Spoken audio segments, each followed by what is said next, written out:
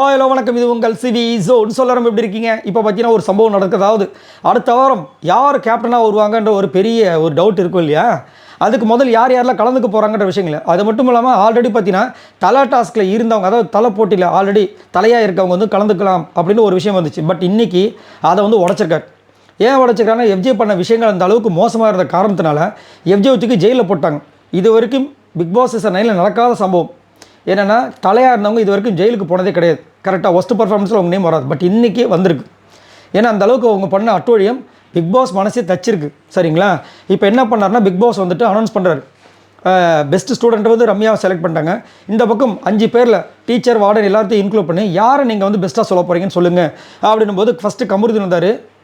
நான்லாம் ரொம்ப ஷாக்கு. கமருதீனுக்கு தெரியாத விஷயமா கனியை சொல்கிறார், என்ன தான் சொல்ல.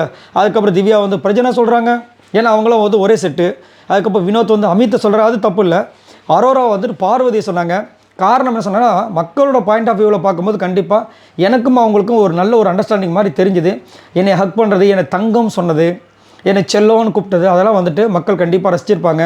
அதனால் நான் வந்து விஜய் பார்வதி சொல்கிறேன்னு சொல்லியிருந்தாங்க. அதுக்கப்புறம் பார்த்தீங்கன்னா வியானா வந்து பிரச்சனை சொன்னாங்க. ஏன்னா வியானாவுக்கு பிரச்சனைக்கு தான் பயங்கரமாக முட்டிகிட்டே இருந்தது. அதுக்கப்புறம் பார்த்தீங்கன்னா விக்ரம் வந்து கனியை சொன்னார், சுபிக்ஷா வந்து வசந்தி, நம்ம விஜய் பார்வதியே சொன்னாங்க. ஏன்னா அந்த ஒரு கேரக்டர், அந்த விஷயங்கள் நல்லா இருந்தது. அதுக்கப்புறம் வந்து சாண்ட்ரா வந்து பிரஜனை சொன்னாங்க.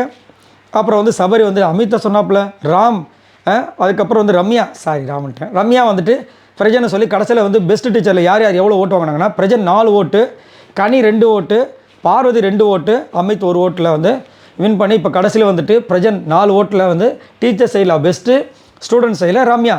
ஸோ அடுத்த வார கேப்டனுக்கு யாரெல்லாம் போட்டி போட போகிறாங்கன்னா, பிரஜனும் ரம்யாவும். என்னையா நடக்குது ஆஹா அப்படின்ற மாதிரி இருந்துச்சு. அதை தான் நான் சொன்னேன் அப்போயே ஃபஸ்ட்டே.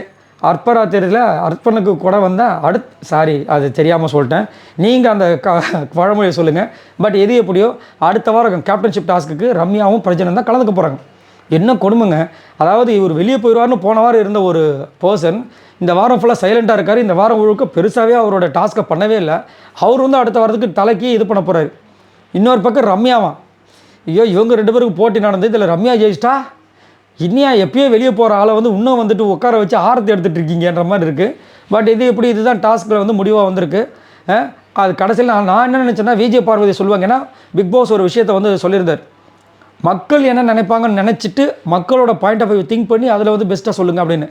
அதனால தான் அரோராவை வந்து எப்பயுமே இந்த நாக்கு விஜய் பார்வதி பற்றி புகழ்ந்து சொல்லாத நாக்கை வந்துட்டு வரவழைச்சு பேசினாங்க.